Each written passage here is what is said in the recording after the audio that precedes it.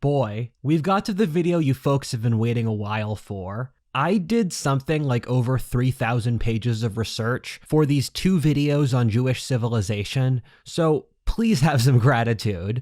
I've been trying to make a list of the most accomplished ethnicities in history. I don't really want to rank them, since I don't think that's how reality really works. You can't really enumerate reality, and once you try, you lose touch with the living, beautiful spirit that is human life and existence. However, on my list, I have the Anglo-Saxons, Chinese, Italians, Greeks, Germans, and the Jews, just to name a handful of obvious choices, as well as a few other ethnicities I didn't name there. Once you combine them with their ethnic diasporas, the Anglo-Saxons, Germans, and Italians each have over 100 million people around the world today. The Greeks used to rule the known world, and hell, there's over 1 billion Chinese today. That being said, when you're looking at the Jews, you're seeing a population that's only a little bit more than 15 million people today combined around the world. For a frame of reference, my home state of Pennsylvania has 13 million people. There's a joke that Finland could hypothetically not exist, since the standard deviation for population numbers the UN uses, due to places like Africa or Asia, is large enough that statistically, as a sort of joke, the entire population of Finland is beneath that number. It's the same thing with the Jews. If an alien were to look at this, they'd be in complete shock. How could this tiny group of people spread around the world and break the world over multiple times again and again? However, for the inhabitants of this earth, the effect of the Jews on world history is so obvious that only a fool or an Oriental who's never heard of the God of Abraham could say they never knew about it. What happened here? The history of the Jews, once you get into the details, is even more absurd. This tiny population in the Middle East 4,000 years ago, an era in which almost no one is still alive today, is still important and powerful, dominating many of the major industries of the greatest superpower. This small people indirectly made the 3 largest religions in the world, or Marxism, Christianity, and Islam. In many fields, Jews are 1/3 of Nobel Prize winners, while comprising vastly less than even 1% of the world's population. The Jews have been batted around the world to nearly every continent. What happened here? Historians today like to see the world as operating under reason and probability, in which, almost like statistical models, changes occur gradually over time for incentive structures. The fact that this 4,000-year-old desert tribe still exists and is thriving is a middle finger to the idea that the world is reasonable or practical. As I like to say, it just happens, and then we have to rationalize later why it makes sense. By the way, before I get started, I know this is a controversial topic in both directions. The Jews are steeped in controversy on both the part of their lovers and haters. In researching this, I read books from both pro-Semites and anti-Semites to get every perspective in the search of truth. I continue to stand by the law of chill vibes, that I refuse to care about anything unless I'm forced to. I think the mob is innately stupid, envious, and predatory, thus I refuse to give an inch and just say what I believe to be factually true. Psych! Let's get started.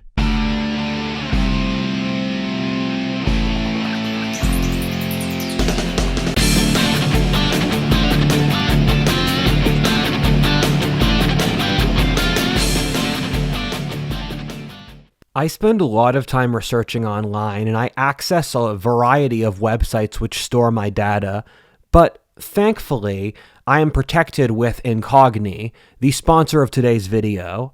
Data brokers collect all of your private information like your address, birthday, online activity, and even your financial information or your social security number. This information can be sold to companies and government agencies or put on public search sites, which are available for anyone to look up. All of this happens without your knowledge or control.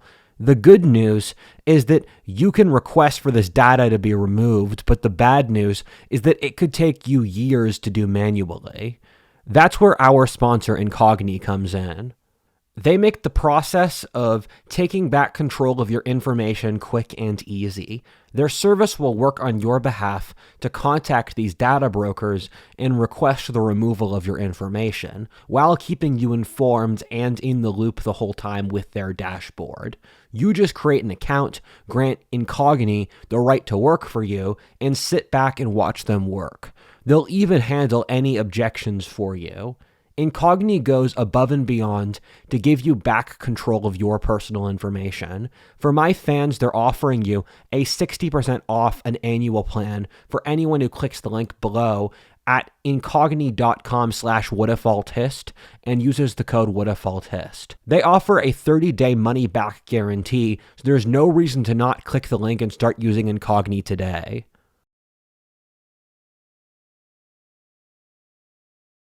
Part 1, Abraham's People. I mentioned this in the other video, but one of the coolest facts we've discovered recently is that from analyzing the Y chromosomes of people who claim his descent, we have effectively proven the existence of Abraham, the biblical father of both the Jews and Arabs, given they share an ancestor in that place and time. This leads to an acronym I've developed, or TAWI, which means the ancients weren't idiots. When I say this, it speaks to the trend we keep on finding that ancient myths that we used to not take seriously, as we gather more evidence, are consistently more accurate than we originally thought. Easy examples of this are Troy and the biblical flood, and I talk about this more in the text wall in front of you. According to the Jewish tradition, they started out in the area around modern Iraq, where Abraham was fleeing the moral corruption of the Mesopotamian city-state of Uruk around 2000 BC. This shows an opening for two different important points of Jewish history.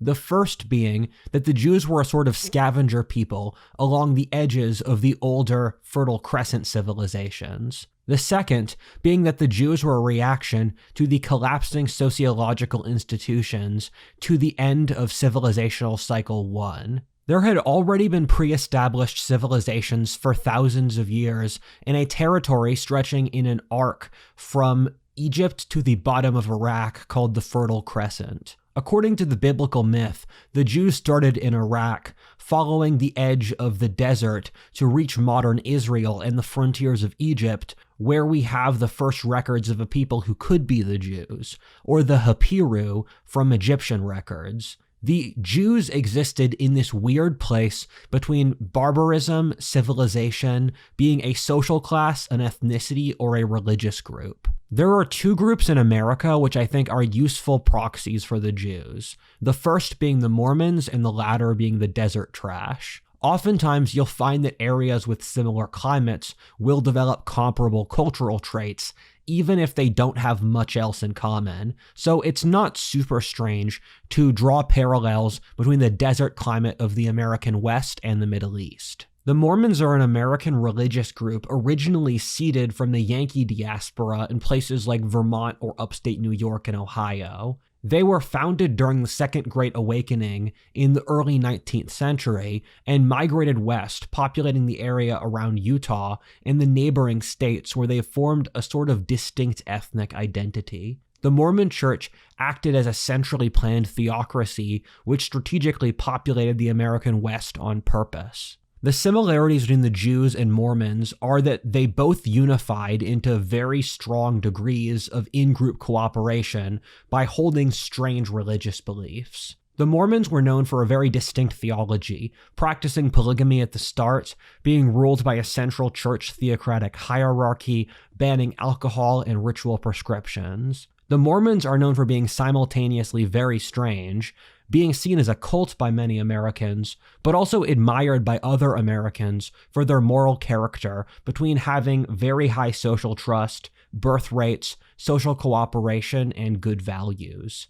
The Jews were seen in a very similar light by the neighboring Middle Eastern peoples. A funny element to this is that because the Bible has colored so much of our understanding of the ancient Middle East's history in total, it would be as if 3,000 to 4,000 years in the future, the only main narrative that people would study modern American history through would be through the history of the Mormons. And that's just one of the ironic things that you'll see over history, a few different places and times. And it's hard to see this now, given we live in a world where Jewish religion won on such a global scale, but in the ancient world of kings and gods, the Jews were seen as strange, as we would see the Mormons today. The Jews were the most religious people of the ancient world, even in time periods like Greco-Roman classical dominance, in which secularism was very powerful, and the Jews even had one of the highest birth rates. In some ways, the religiosity combined with militarism during that Hellenistic time period is reminiscent of Islamic radicals like the Taliban today. On top of this, the Jews had lots of ritual prescriptions, which over the course of Jewish history became completely encumbering in every single aspect of life. For its entire history, the Jews were a theocracy where the religious ruling class constantly made the religion more complex and autistic. There was a very long time when the Jewish practice of monotheism was seen as insane in a world dominated by polytheism. On top of this, the dietary restrictions like no pork consumption, denial of other gods, circumcision, never taking the Lord's name in vain, sexual prudery, among others, were seen as very strange. This was seen as trying too hard by every other ancient people, in the same way the moderns look at the Mormons or Islamic religious fundamentalists thinking, why did they have to do all of those weird things? However, this was partly by design, in the same way the Mormons were purposely trying to isolate from the broader American society by moving across the great American desert to Utah. The Jews were using all of these ritual prescriptions as a sort of shit test, or a term from dating discourse in which a girl will purposely insult you as a way to test your confidence in order to establish insanely high in-group cooperation and sense of community. If you were willing to sacrifice this much for the religion, it meant you really cared and could be trusted. Part of the reason for this is that Israel was stuck in the middle of the map. I literally calculated it, and the Levant is the region that has faced the most invasions over world history. The Jews were a tiny group surrounded by greater powers on all sides, whether the Egyptians, Persians, Babylonians, Assyrians, Greeks, or Romans. Thus, the Jews started to look at different strategies for survival, which were more subtle. In other terms, under the constant pressure of constant external threats, the Jews turned to religion partly to hold their community together under the threat of constant foreign conquest. At the very same time, religion was a way of sort of hacking the game that was placed on extra hard mode against their consent. One of the Jews' most admirable traits is an insane level of introspection on the part of an ancient society. When you look at the ancient world, you see an era in which the Assyrians bragging about publicly torturing their enemies for state propaganda being relatively normal, or where every great power tried to glorify their own power as much as possible, normally to ridiculous, improbable degrees. The Jews have an incredibly strong educational tradition, which stems from this priest class's emphasis on introspection and wisdom. As I said before, the Jews were a theocracy for almost all of their history, and for much of it a hereditary rabbi ruling class which practiced polygamy. What this did was create a cultural and genetic selection pressure for high verbal intelligence and analysis abilities, which is why the Jews are per capita the highest achieving demographic in the world intellectually. It's part of the reason why Jews can make up 40% of Nobel Prize winners in physics or economics, while being 0.1% of the total population. The Jews are literally the only group, besides Northwest Europeans, which have generated innovation in the modern world. Meanwhile, with the Jews, they used religion as a sort of playthrough system in which they could corroborate millennia of evidence to see what would and would not work. The Old Testament is a historic record of the Jewish nation from roughly 2000 BC to 400 BC, in which the Jews wrote about what did and did not work for them as a nation. Part of the reason the Bible has become the most important book in history is that the Jews faced nearly every single thing a nation can face, since it was written over such a long time period. The Jews faced conquering a local population, being in turn conquered by foreigners, empire, being slaves, decadence, barbarism, golden age, and dark ages. What the Jews consistently found was that in each situation, loyalty to God was the trait that worked. For atheists, this makes sense if you contextualize God as the objective laws of the universe. Thus, by following God, they were following universal positive principles. The reason the Jews have survived so long while practically everyone else from that era of history has fallen apart since is partly that the Jews have a very strong, inbuilt introspective mechanism that allows them to adjust after failure. Failure has made the Jews stronger over history, which is the marker of a healthy nation. Healthy nations use struggle to improve, and weak nations are destroyed by struggle. The second reason the Jews survived was their incredibly high in-group cohesion. These shared history, rituals, specific customs, and the like that the Jews had gave them a very strong sense of identity. The Jews made themselves strange on purpose, purposely isolating themselves and pushing away outsiders in a way to create a large enough gulf between Jew and Gentile so that the Jews would always stick together when times got tough. With the tradition of Jewish prophets, you're seeing the Jewish priest class speaking out against the forces of entropy that had killed the other Asian civilizations.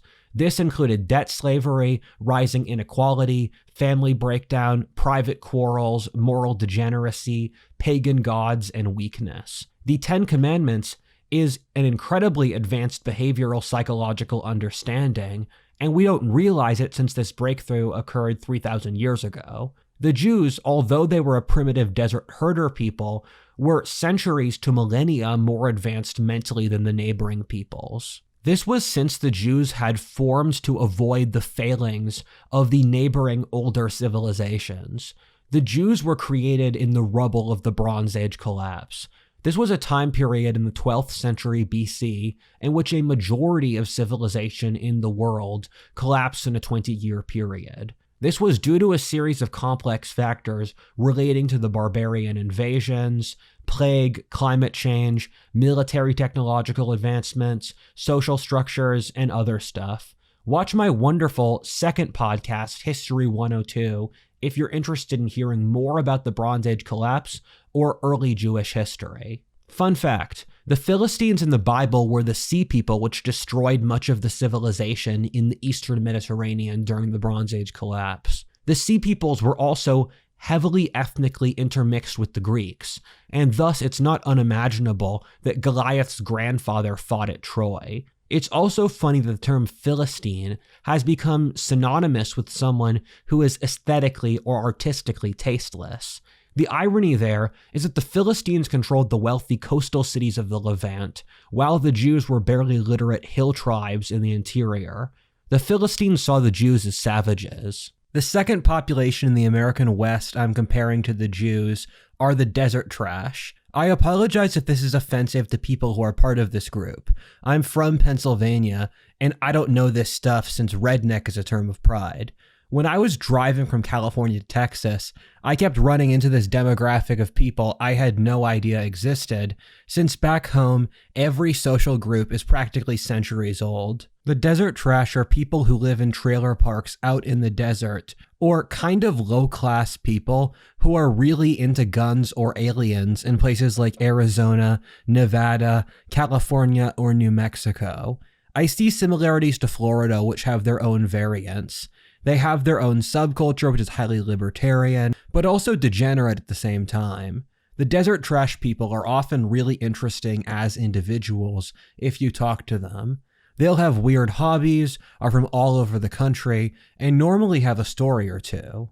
The desert trash end up being in the desert since in the urban culture of America, it's becoming too inhospitable for human procreation and thriving. The desert trash people tend to not be stupid in many cases, but rather people who couldn't handle the 8-to-7 work schedule, the loneliness and soullessness, so they snapped and moved out to the desert. It wouldn't surprise me if as the cities get sicker, if the desert trash form their own distinct subculture that over the course of centuries perhaps repopulates the American West if something goes really bad. These are the sorts of things that are happening in the Bronze Age as the old civilizations decayed and collapsed. The first potential records for a people who could be the Jews is from the Egyptian records, who wrote about a people called the Hapiru, who were a social class of bandits on the edge of Egypt who existed as a sort of subjugated nation.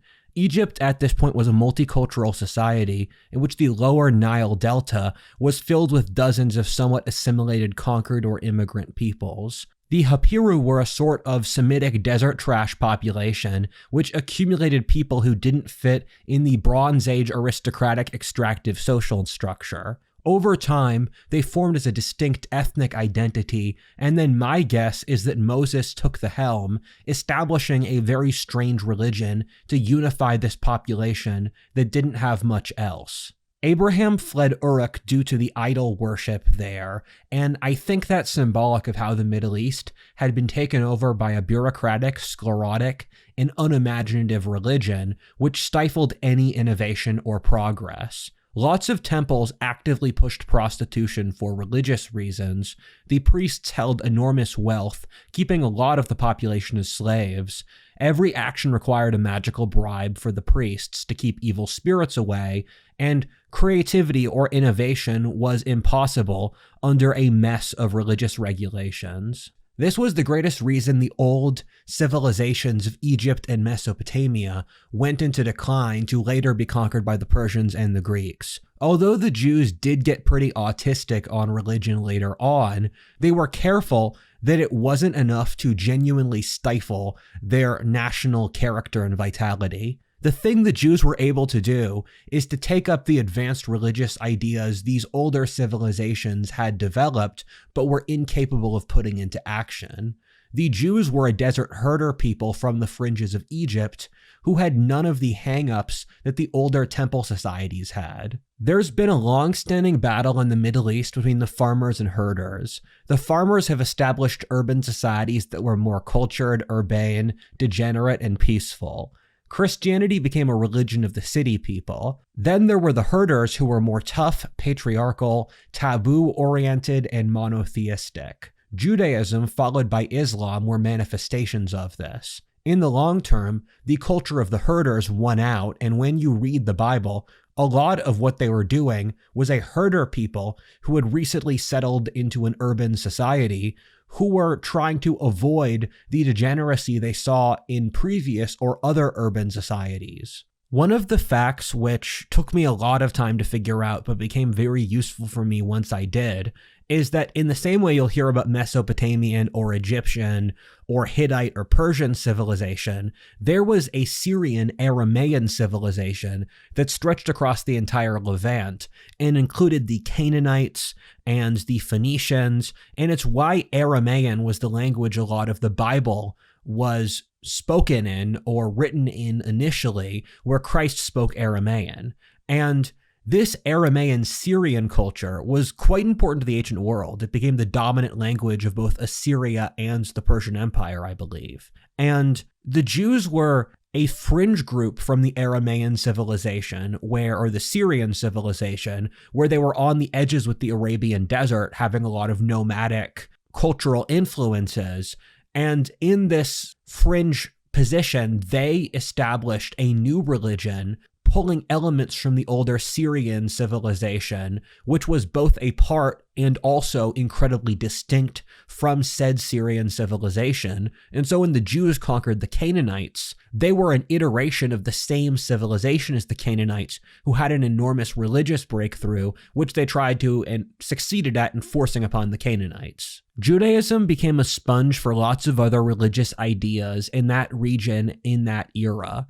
Monotheism was originally an Egyptian religious concept in which Egypt went through a brief period of government-enforced monotheism before sliding back into the worship of the old gods. If Moses grew up in the court of Egypt, as the Bible suggests, and keep in mind the Pharaoh of Egypt probably had thousands of harem girls, so it makes sense that Moses incorporated a failed concept in Egypt. On top of this, the idea of God and the devil fighting each other, or angels and demons, is from Persian Zoroastrianism, a concept of hell, and a lot of the later theological concepts about reaching heaven and metaphysical stuff stem from the Greeks, and most of the myths in the book of Genesis have very strong parallels in Mesopotamian mythology. Jewish monotheism formed gradually over the course of thousands of years, in that in the first chapters of the Bible, which were written around 2,000 years before the birth of Christ,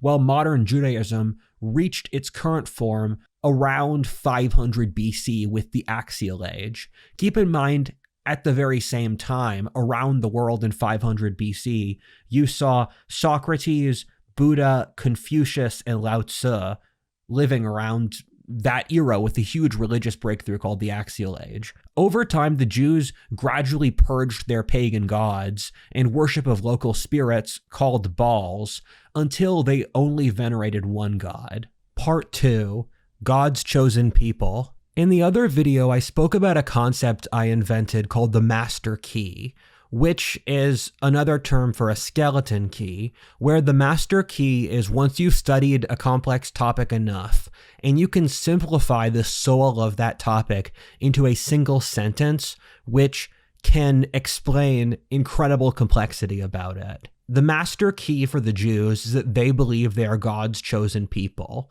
Without understanding that, none of the Jews' actions will make sense. The Greek genre of tragedy is predicated upon the idea that for the great, their greatest strength is also their downfall. This is foundational to Aristotle's entire philosophy, and you can see it play out with the Jews as well. That their greatest strengths and their greatest issues comes from their belief that they are God's chosen people. The Jews have historically believed themselves to be superior to other peoples. The problem with this is that it was true enough, in that the Jews were gradually able to excel in nearly every field, whether economics, family life, community, religion, science, and philosophy, that it fed into the Jews' delusions while filling other nations with murderous envy. If the Albanians said they were God's chosen people, we'd just say that was adorable with contempt mixed in. But when a population says they're God's chosen people, and then their tiny religion becomes world conquering, with now a majority of the world's population following the Jewish God, it gets more arguable. The will of God is a dangerous and chaotic thing. God is a reflection of all things, and thus the ability to draw from it is both incredibly powerful and dangerous. I think that a lot of the ritual prescriptions and obsessive taboos of Jewish culture come from having some desire for psychological stability with the knowledge that they are this nuclear reactor for divine inspiration in their worldview. One of the things the Jews have a tendency to do is call the bluff on civilizational cycles.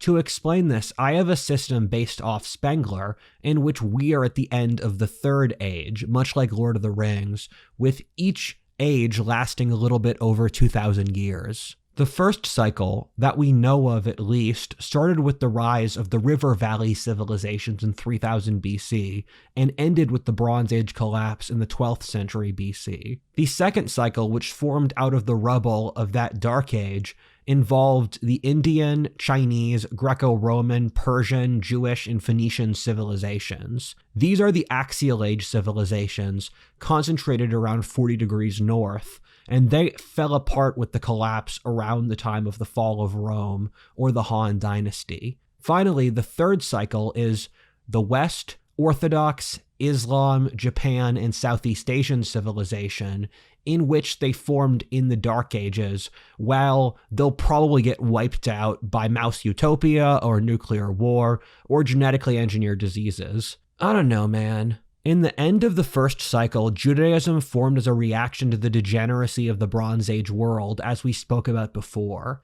In the second cycle, the Jews formed Christianity as a reaction to the issues with the decaying classical civilization. People might be triggered by me saying this, but the Jews invented Christianity because it's obviously true.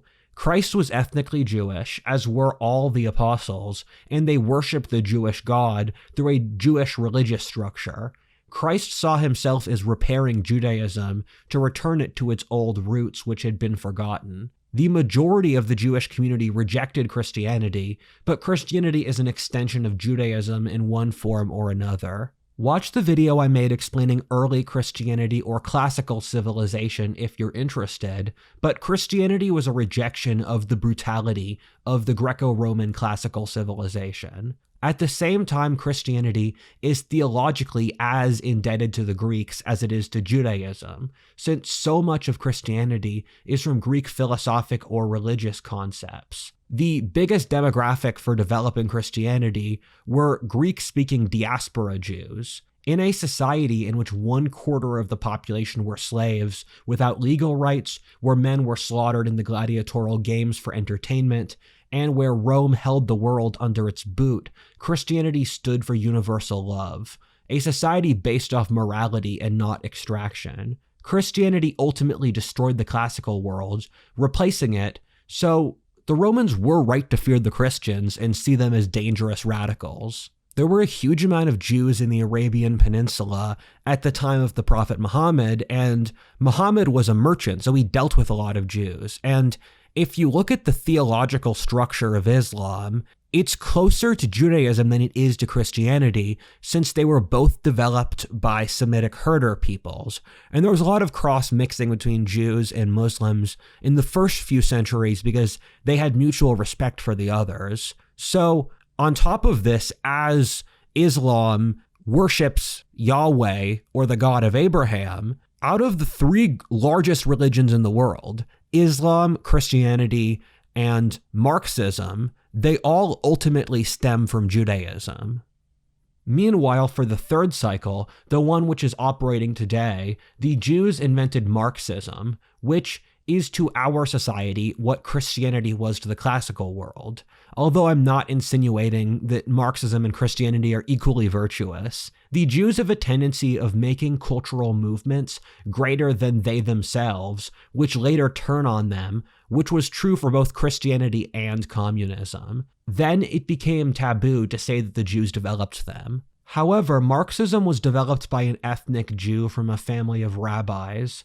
Marxism was made by a Jew, but leftism as a whole was not, since most of modern leftism stems back to France at the time of the French Revolution. However, Jews were also vastly disproportionately communist, especially in certain contexts like the Russian Revolution, postmodernism, or mid-20th century American leftism.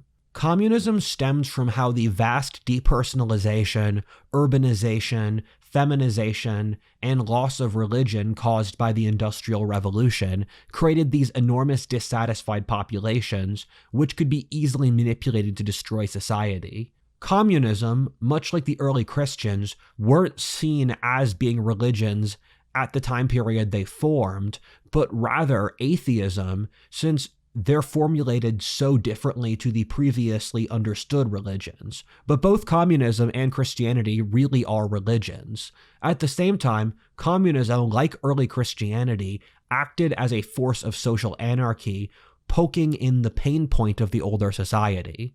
I've also said this before, but I want to point it out again, is that you can't draw a one-to-one relationship between the Jews and communism or the left, in the same way you can't for Christians either.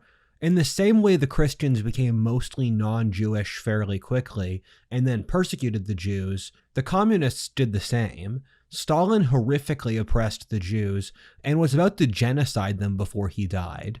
The modern left is horrifically anti-Semitic now, regularly justifying genociding the Jews. I find it crazy that when I went to school, we had years of anti-Holocaust programming, and now those very same people, or leftists, are now actively supporting the Intifada. It's just the mental disjoint. But back on topic, at the same time, the Jews are incredibly overrepresented in literally everything, not just left-wing politics. The Jews are like other groups, but more. I like to joke it's a struggle to find anyone who's neither Jewish nor gay on the far right today. The degree of wisdom Judaism selected for, as well as their distance from other cultures, provides a degree of objectivity through which the Jews could analyze other societies in order to have the ability to create these enormous sociological breakthroughs. I don't think it's a coincidence that the intellectual innovations which broke down the high modernist, Victorian, mechanistic, rational model of the world were Jewish. Freud showed a subconscious psychology motivated by sex, while Einstein showed a universe where space and time were the same, which could get ripped up. Both of them demonstrate a mental flexibility you could see from their ancestors wielding the Kabbalic mysticism rather than the Northwest European philosophy, which had become highly mechanical. Part of the reason the Nazis, an entire lifetime of German philosophy, hated the Jews was that the Germans realized that the only actual competitors for the direction of the future of thought or intellectualism against the Nordic peoples were the Jews. On the highest level of practically religious abstract thought, which determines your entire worldview, you had either Nordic or Jewish thinkers in the 19th and 20th centuries. There's a certain dualistic irony that after the Nazis killed the Jews in the Holocaust, Nordic philosophy and vitality died as much as the Jews did. The Greeks and Romans had a similar feeling in the ancient world with the Jews. However, there are several cognitive traits you see in Jewish philosophy due to believing they are God's chosen people. One is messianism, which leads to delusion. In the centuries after classical civilization's rule, the Jewish religious leadership were constantly embroiled in religious experiences that the current world was about to end. They had these prophecies that a new Messiah would arise and result in the Jews conquering the Roman Empire, which was true, just not how they thought.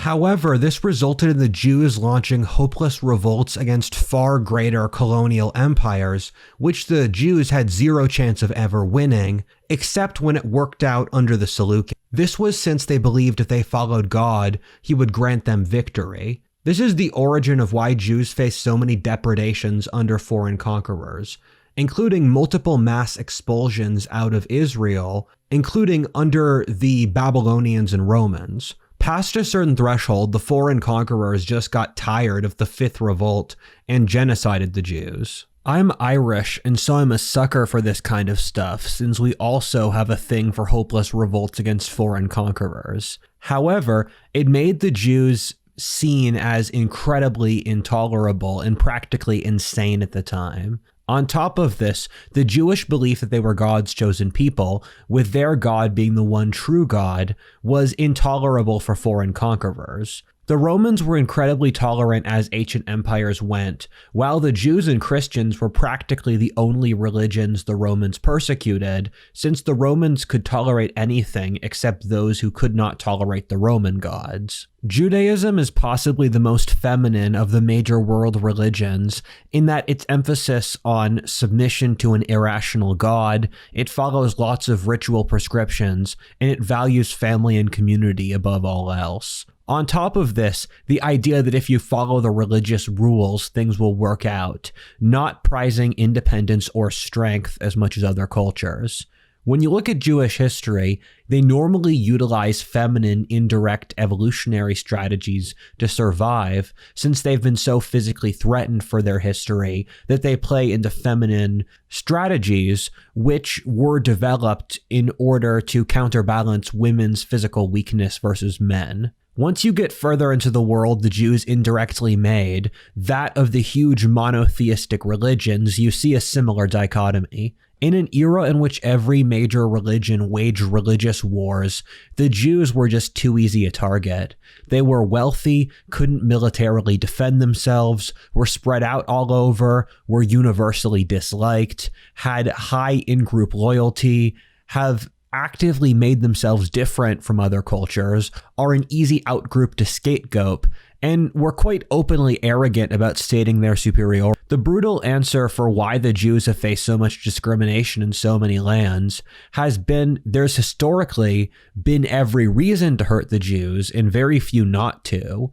Over the course of centuries, cultures default back onto anti-Semitism when times get tough.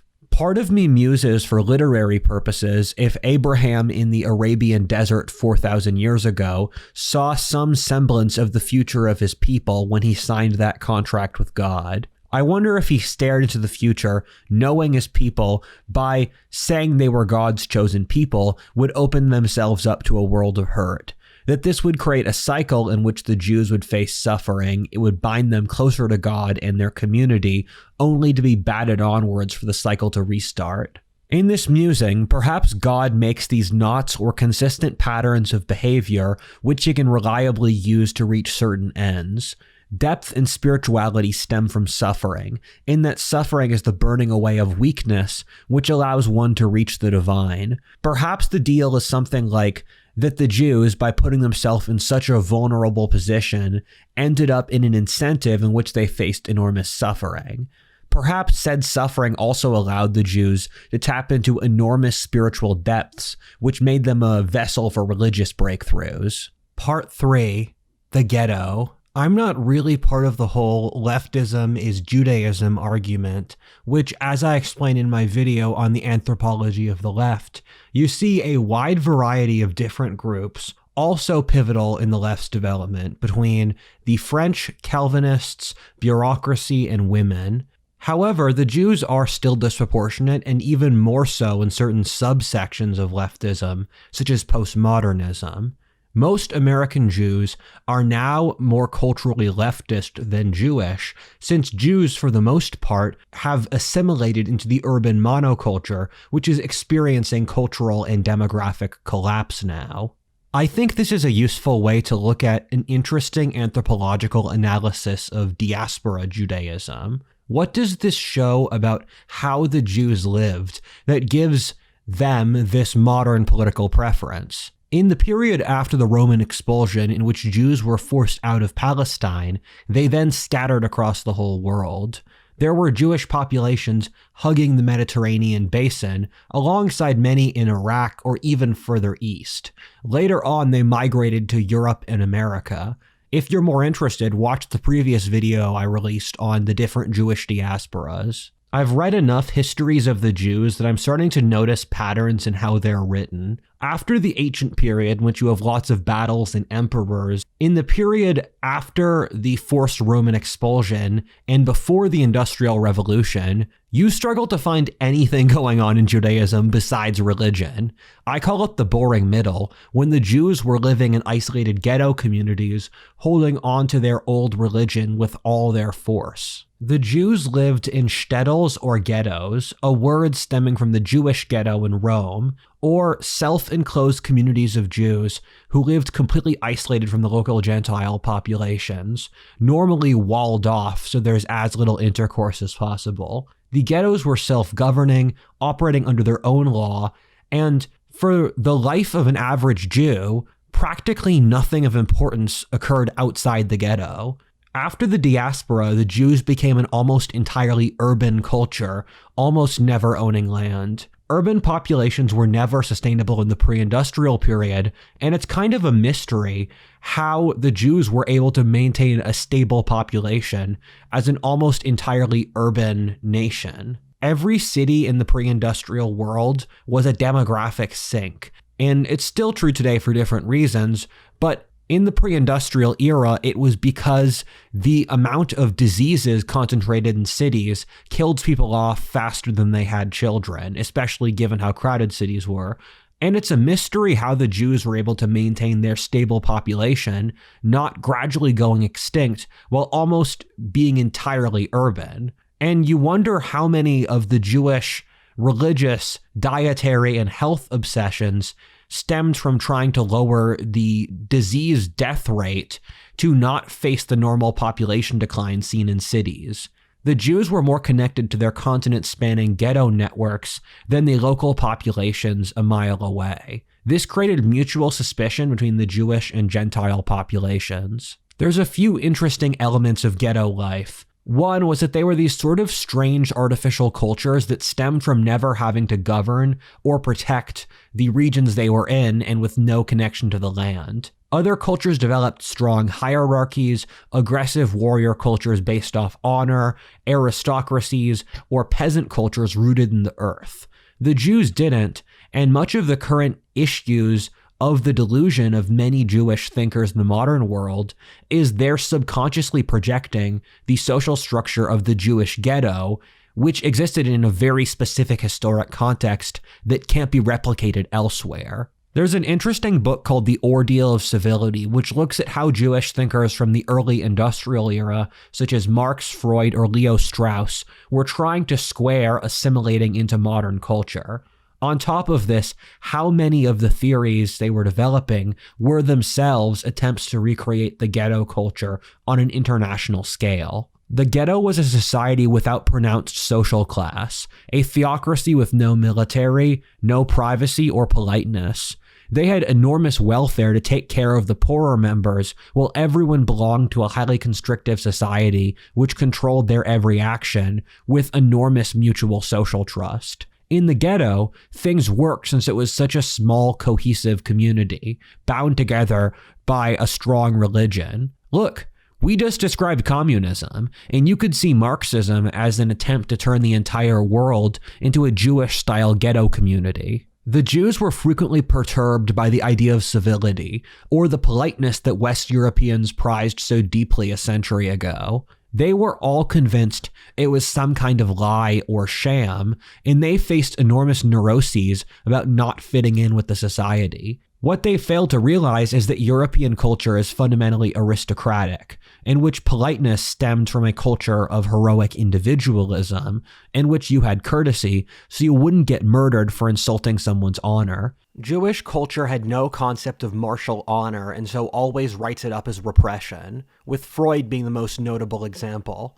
Fun fact, the Ordeal of Civility likes to say that Freud's id was similar to the yid, to show how much like the mind, the average recently assimilated Jew would put up a mask of civility before making a mistake that showed his ghetto roots. These thinkers, although this doesn't include all Jews, never understood Western concepts of individualism, honor, heroism, nationalism, freedom, private property, and duty, since the Jews hadn't had enough military experience to cultivate these.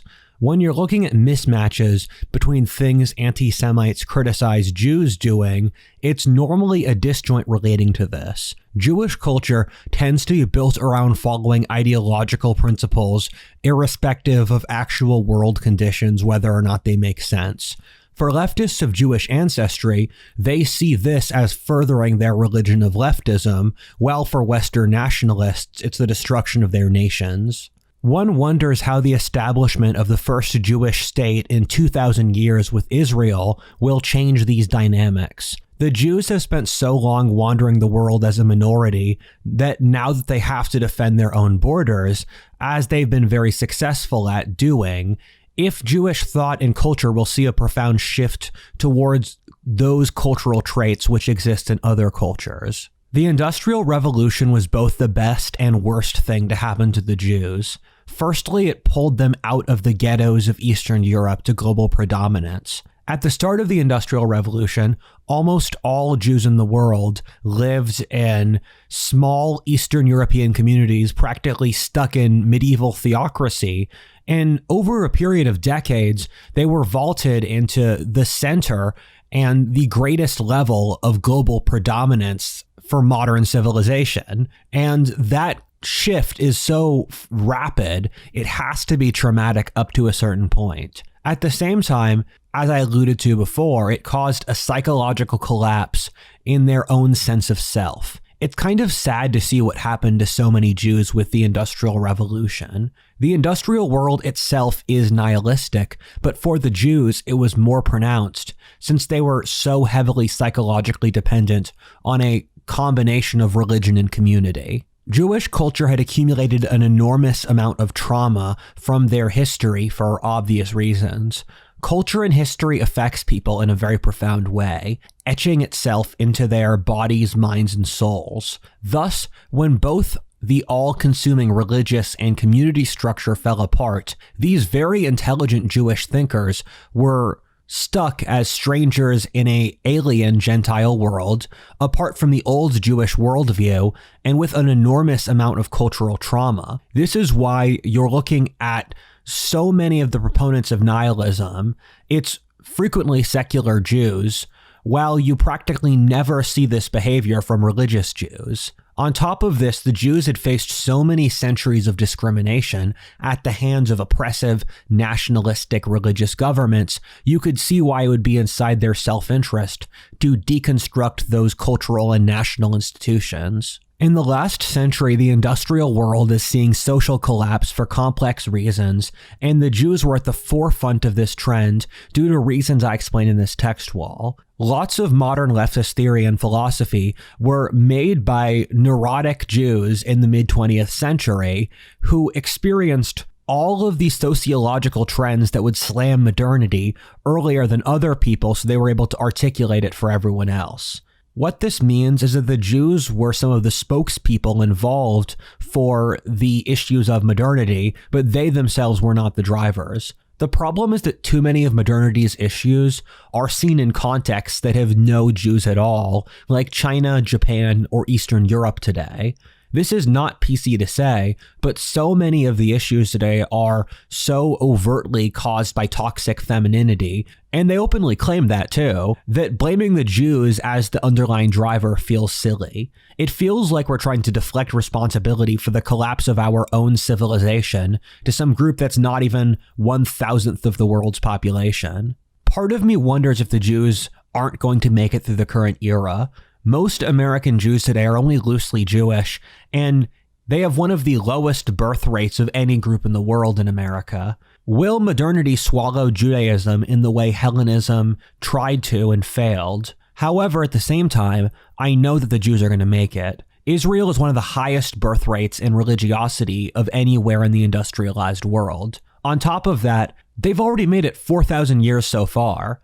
They can't afford to lose here. I think the best thing the Jews could do is go back to God. The thing is that Jewish people are so married to the Jewish religion that I don't think they can survive without it. The Jews have a long history, and if they give up now, the game's going to get less interesting. The ones who are destroying society are the seculars, and so I've joked that putting pretty girls in Torah school could be a taxpayer service for societal psychological stability. Gotta grab some popcorn for the next 4,000 years. Who knows, maybe the Jews will make it to Alpha Centauri.